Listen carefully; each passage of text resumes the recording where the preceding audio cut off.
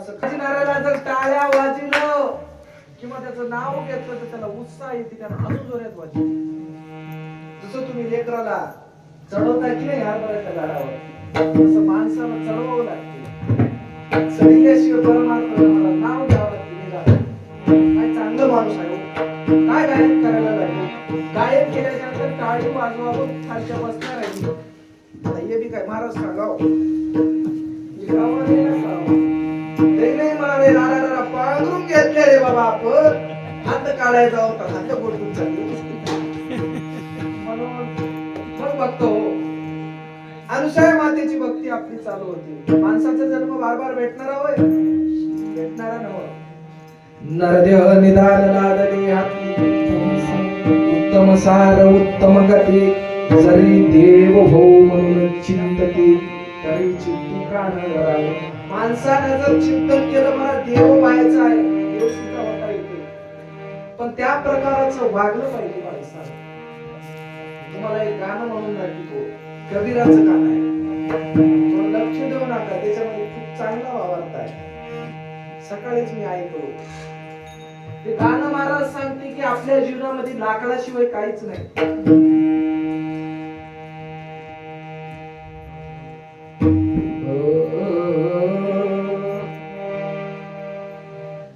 क्या जीवन क्या मरण कबीरा,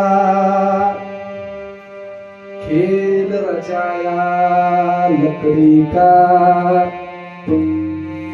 जीते भी लकड़े मरते भी लकड़ी, देख तमाशा लकड़ी का.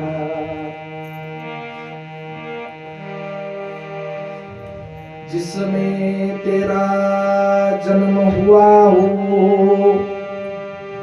पलंग बना था लकड़ी का, माता तुम्हारे गोरी गाये, वो भी पलंगा लकड़ी का. ज्याच्यामध्ये आपलं जन्म झालं लाकडाच्या पलंगावरच झालं.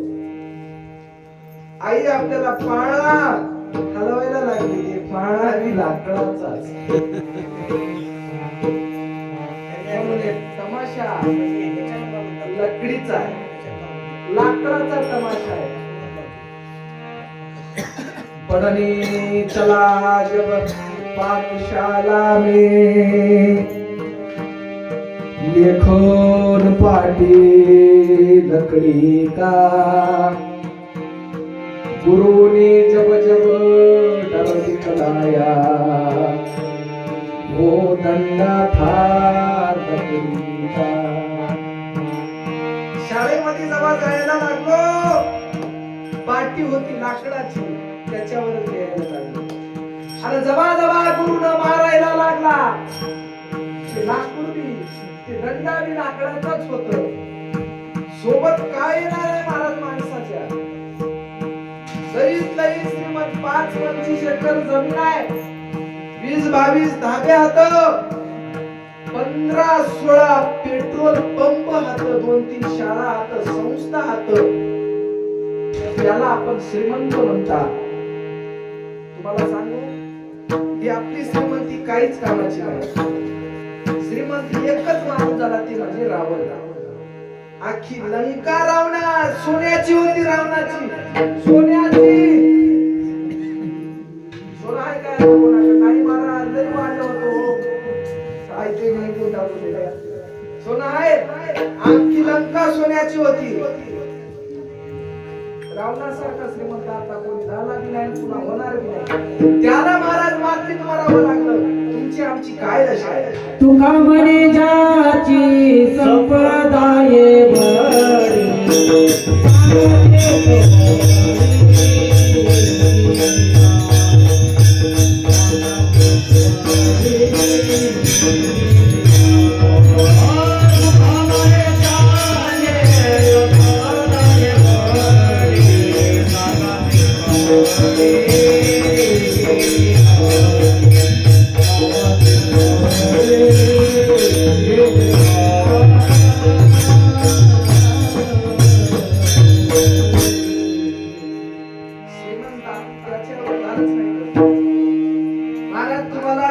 असो पुत्र रात्रंदिवस धावपळ करायला लागले. पुत्र जमाय त्याच्या पायाला काय काय तसं काही माणसाला झाले रात्रंदिवस पळायला लागले. इकडे जाय तिकडे जाय, शेताला जाय कारखान्याला जाय, कुठं जाय बसनाला जायला म्हणून तयार नाही. इकडे पळ तिकडे पळ, कुत्र्यासारखे धावपळ करायला. पैसा पाहिजे पैसा पाहिजे पैसा पाहिजे म्हणाला त्याला. महाराज कुत्र एवढं धावपळ करते, भाकरीच्या तुकड्याला माग आहे म्हणून. तसं माणसाला लई धावपळ करीत जाऊ नये, बिमाऱ्या वाढण्याची शक्यता आहे. त्याच्यापेक्षा जेवढं जागेवर बसून मिळायला लागले त्या देवाची कृपा माना. आता देवी द्यायचं बंद करते म्हणालो, लई आशा ठेवायचं नाही. कुत्र्याचं ध्यान आणायचं. लई धावपळ करायला लागलो, कुत्र बी फिरते हो, आपण बी फिरायला लागले. भाकरीच्या तुकड्याला महाग असतो. धावपळ केल्याच्या नंतर पैसा भेटत नाही. एकाच जागी बसून जे तुमचं काम असेल, जे धंदा असेल, एका जागी बसून करायचं, फिरायचं नाही कुत्र्यासारखं. मग भाकर सुद्धा मिळणार नाही. मग त्याच्यासारखा श्रीमंत कोणी झाला नाही. आपली काय श्रीमंती घेऊन बसते. त्याची शेवटी जळाली. देवाची निवारणा सोन्याची होती, त्याची बुडाली.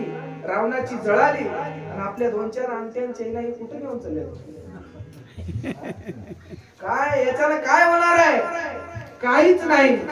धन संपत्ता जवळ आहे, जमले पहा सारे. संकटाची वेळ आली उरावर मारे. साथी तुझ्या कोणी नाही, एकटाच मर.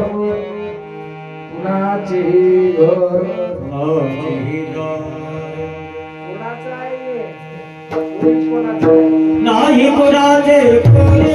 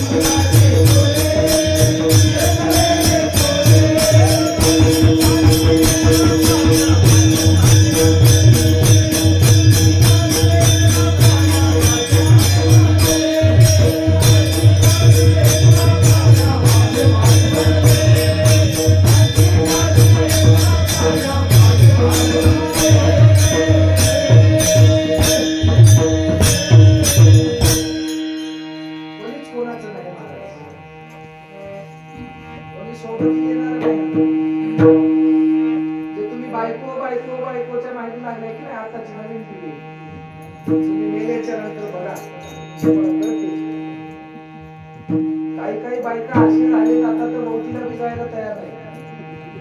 ते गेले त्याला मग म्हणून पोरं बाळ कोणाचे नाही, बायको कोणाची नाही, मायबाप कोणाचे नाही, कोणीच कोणाचं नाही. आनंदावाचे येथे सदा नाही, कोणी कोणाचा आनंदावाचे जीवाचा येथे सखा नाही, कोणी कोणाचा. कोणीच कोणाचं नाही. जे तुम्ही संसाराला धरून बसलात ना, माता पिता वधू सुद्धा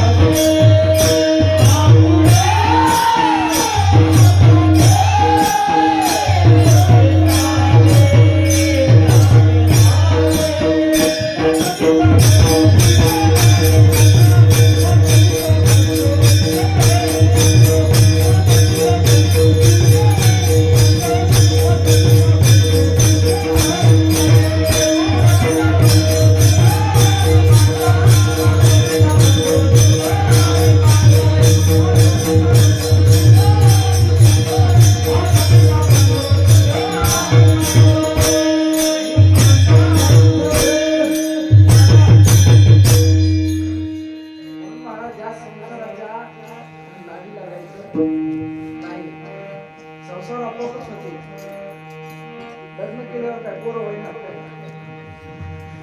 लग्न झालं, पोरग झालं रे झालं, याला सोयी करायला कोणच नाही. हॅलो, मला पोरग झालं हो.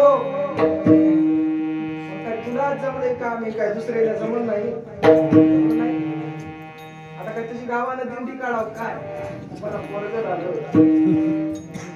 पोरग चालायला लागलं की स्टेटसला, उत्ताना पडलं की स्टेटसला, उघडं पडलं की स्टेटसला.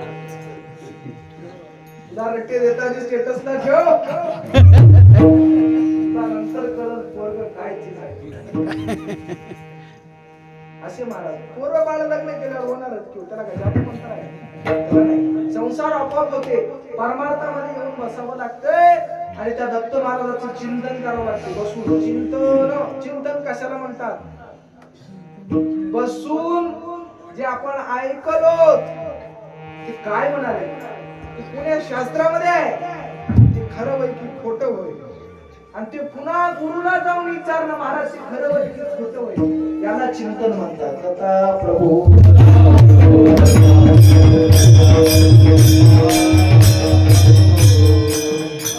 संसाराच्या जास्त मार्गी लागायचं आहे. संसार दुःखाचे मूळ, दुःखाचे मूळ संसार. तुला खाज कोरडी थोर, नको खाजूला खरखरा. इथे नाही सुखाचा धारा, बोलू नको मना संसारा. इथे नाही सुखाचा धारा. संसार म्हणजे खाज होय. जितकं खाजीले तितकं गोडच वाटायलंय. संसार केलं तितकं अरे बाबा लई गोड आहे, लई गोड आहे. मात्र गोड खाजून खाजून खाजून एका दिवशी अशी आग उठल की नाही बापुरे पण पळशीत रस्त्यावर. संसार अनुसार मात्र संसार बी केला, पण दत्त महाराजांना आणलं. प्रॅक्टिकल उदाहरण आहे आपल्याजवळ. 60,000 वर्ष आपल्या गावात चातुर्मास होतो. अनुसार मातेनं सुद्धा चातुर्मासाच्या निमित्तानं दत्त महाराजाला येतात. चातुर्मासाच्या पुण्यापुढे पृथ्वी प्रदक्षिणा अलीकडे, चारी धाम काय बापुरे. चौमासाचे पुण्य अगाध, चातुर्मासाचं पुण्य फार थोर आहे. नवे नवे पूर्ण पृथ्वीला जरी प्रदक्षिणा घातला ते सुद्धा अलीकडचं आहे. एवढं चातुर्मासाचं बघा. मग महाराज त्या अनुसार मातेनं दत्त महाराजांना हे द्वापार युगाचा अवतार नाही, त्रेतायुगाचा अवतार. कर्ता त्रेता आता द्वापार अनुसार मातेनं महाराज दत्त महाराजांना कुठं बोलवलं? करावर बोलवलं. करावरे आनंदाचा गाभा, सोयम दत्त राजावतरी. सोयम दत्त राजावतरी. चरित्र बघायचं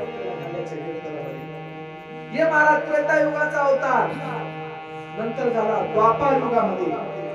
आता महाराज चारी युगामध्ये 4 दत्त महाराजाचे अवतार झाले, पण चारी युगामध्ये चारही अवतार भक्ताला परज्ञान देण्यासाठी झाले किंवा भक्ताची भेट देण्यासाठी झाले. आणि जे दशा अवतार झाले महाविष्णूचे ते धर्माचं रक्षण करण्यासाठी झाले. भगवद्गीतेमध्ये सांगितले यदा यदा हि धर्मस्य ग्लानिर्भवति भारत अभ्युत्थानम धर्मस्य तदात्मानं सृजाम्यहम्. परित्राणाय साधूनां विनाशाय च दुष्कृतां धर्म संस्थापनार्थाय संभवामि युगे युगे. कृष्ण महाराज सांगतात जेव्हा जेव्हा धर्माला ग्लानी येईल, जेव्हा जेव्हा साधूवर अत्याचार होईल, तेव्हा तेव्हा धर्माचं रक्षण. धर्माचे पद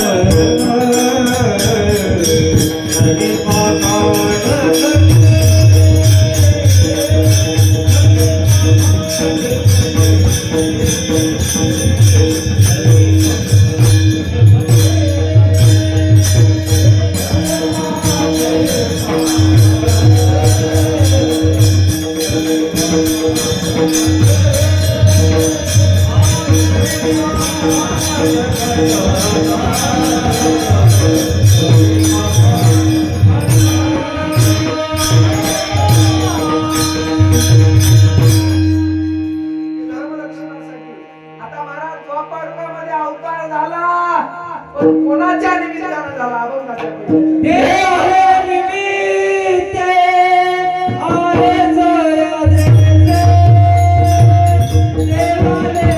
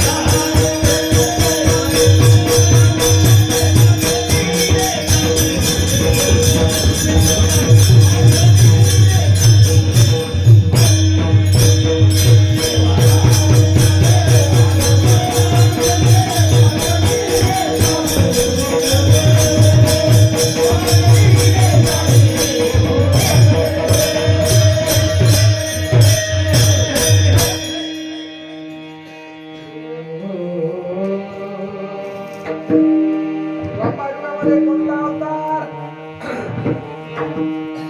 देवाले नावाचा अवतार, अवधूत नावाचा अवतार. कोणासाठी झाला? भक्तासाठी झाला. कोणता भक्त? दैवाले ऋषी. थोडक्यात दैवाले ऋषीची माहिती पाहू. बराच वेळ झालेला आहे. हे कुठे जायला लागले कळायलाच मार्ग नाही. मग दैवाल्य महाराज कोण होते? दैवाल्य ऋषी कोण होते? आपल्यासारखेच भक्त होत, पण महाराज त्याने अंगाचे विकार त्यागून टाकून भक्ती केली, म्हणून आज त्यांचं नाव आहे. दैवाल्य ऋषीचे गुरु निरंजन ऋषी महाराज, निरंजन माहुला राहायचे. त्यांच्याकडून अनुग्रह घेतला, नाम घेतले आणि त्या अखंड नामाचं चिंतन कुठं बसून करायचं? सह्याद्री शिखरावर. तिथं आपण आधी गेल्याच्या नंतर दत्त महाराजांचं दर्शन नंतर घेतो, पण आधी देवदेवसरीचं दर्शन घेतात. त्या देवसरीवर दैवाल्य ऋषीचं आसन आणि त्या आसनावर बसून दैवाल्य ऋषी नामचिंतन करायचे. देवा दत्ता देवा दत्ता दत्ता ओ देवा दत्ता देवा दत्ता देवा दत्ता देवा दत्ता ओ देवा दत्ता देवा दत्ता. त्या दत्त महाराजांचं आणि सकाळी आपल्यासारखं 9ला उठायचे नाही ते ना, 3ला उठायचे फाटी, एवढ्या थंडीत सुद्धा 3ला. आणि उठल्याच्या नंतर काशीचा रस्ता धरायचे डायरेक्ट सकाळी तेवढ्या थंडीमध्ये पावसामध्ये काशीला डायरेक्ट स्नानाला भागीरथीला तेवढ्या थंड पाण्यामध्ये आंघोळ करायची. आंघोळ झाल्याच्या नंतर कमंडलूमध्ये पाणी आणि एका हातामध्ये रोटीचा गोळा. तिथून निघाले महाराज, आले माहूरला. आल्याच्या नंतर आसनाची पूजा करायची आणि त्या वाळूची एक पिंड तयार केली होती आणि त्या पिंडीची पूजा आणि त्याच्यावर एक रोटीचा गोळा दररोज आम्ही करायची. दररोज दररोज दिनचर्या दैवत ऋषीची. आणि महाराज हे दररोज किती दिवस केलं महाराज? 27 कल्प दत्त महाराजाची भक्ती केली. 27 कल्प. एक कल्प कशाला म्हणतात? कृता त्रेता द्वापार आणि कली 4 युगाचा एक कल्प होते. असे 27 कल्प त्या दैवाल्य ऋषीची भक्ती होती. 1-2 दिवसाची होती काय? नव्हती. आणि त्या 27 कल्पाची महाराज भक्ती आणि ते पिंड स्वर्गामध्ये जायला लागले महाराज. 12 योजन 12 योजन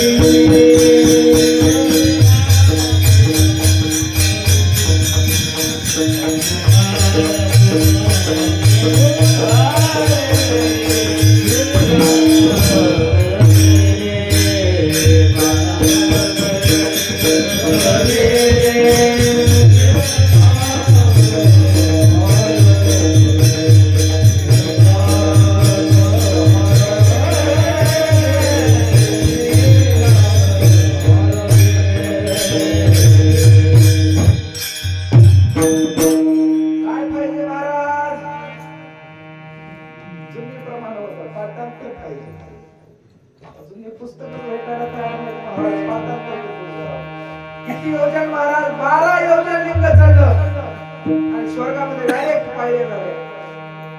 इंद्रदेवाला भीती वाटायला लागली.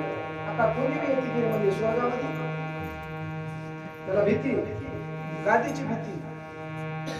त्याला काहीच नाही महाराज. ब्रह्मदेवाकडे गेला, असं झाले हो महाराज, कोणी स्वर्गामध्ये यायला लागले, याचा काही उपाय? त्याने म्हणजे देवाच्या ऋषीला जाऊन भेटावं लागलं. आता काय उपाय? ब्रह्मदेव गेले देवाच्या ऋषीजवळ. महाराज असं काय जवळ येतात नव्हतं दैवाल्य ऋषीच्या. 12 कोस लांब थांबावं लागत होतं. 12 कोस. कशाला म्हणतात? काय ताकद असेल त्या भक्ताची?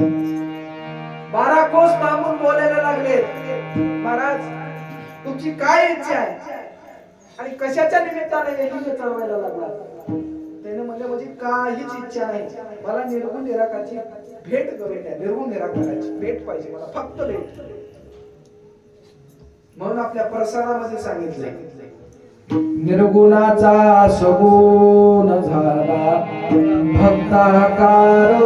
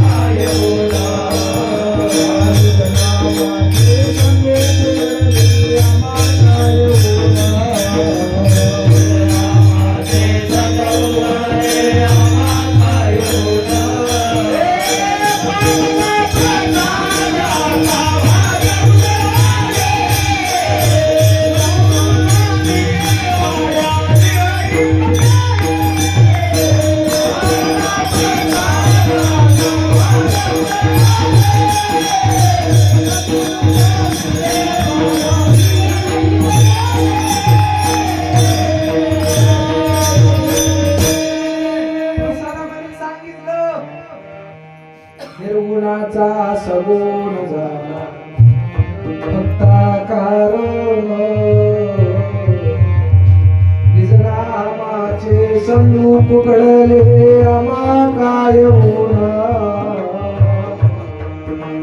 निज नामाचे स्वरूप घडले आम्हा काय होना पावला प्रसाद आता भाजवले आले सद्गुरु स्वामी ब्रह्मदेवाला म्हणजे ब्रह्मदेव म्हणजे आमच्या जवळ नाही रे बापू ते ब्रह्मदेव गेले निघून. महादेव आले त्याला सांगितलं आम्हाला निघून निराकार वस्तू पाहिजे. महादेव म्हणजे आमच्या जवळ ये नाही बापू. महादेव महाराज निघून गेले. विष्णू आले त्याला सांगितलं ते नाही. ही बातमी गेली नारद मुनीपर्यंत आणि नारद मुनी महाराज त्यावेळेस बद्रिका आश्रमाला होते. दत्त महाराज आले होते त्रेतायुगाचा अवतार आणि गेले ते सगळे तिन्ही देव आणि नारद मुनी इंद्रदेव सगळेजण गेले. दत्त महाराजाचे पाय धरले. महाराज तुमचा एक भक्त सह्याद्रीवर तपश्चर्या करायला लागला आणि त्याची तुम्हाला जाऊन भेट घ्यावी लागते या क्षणाला कारण स्वर्गामध्ये पायऱ्या तयार झाल्या.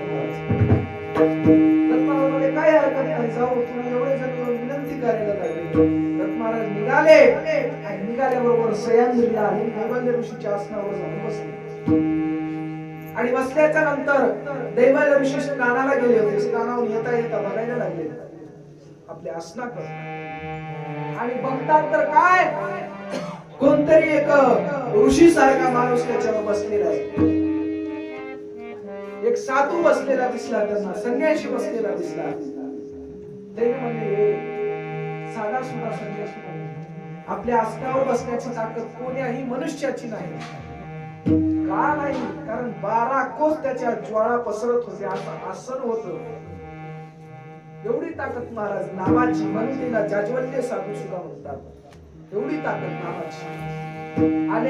आल्याबरोबर दत्त महाराजाचे पाय धरले. महाराज लई दिवसाची भेट आणि डोळ्यात त्या अश्रूनच त्या दत्त महाराजाचे चरण धुतले आणि धुतल्याच्या नंतर दत्त महाराज त्या आसनावरून उठले आणि जे लिंग चढवलं होतं ते पायाच्या तर्जनीनं ते लिंग दाबून टाकून दिलं खाली आणि दाबत असताना दैवल्य ऋषीने हात सोडले. महाराज माझ्या तपश्चर्याचं काहीतरी राहू द्यावं असं म्हणल्याच्या नंतर दत्त महाराजांना 1.25 हात ते लिंग ठेवला. आता सुद्धा देवदेव शरीर आहे.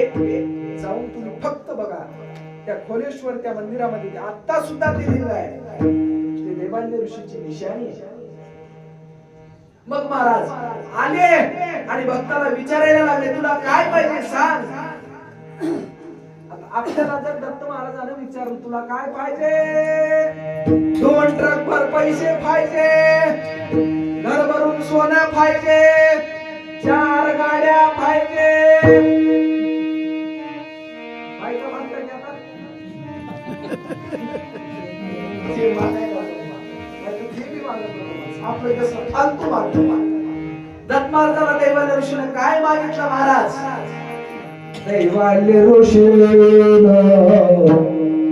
घेतलं वचन नित्य राब सोन माझ्यासाठी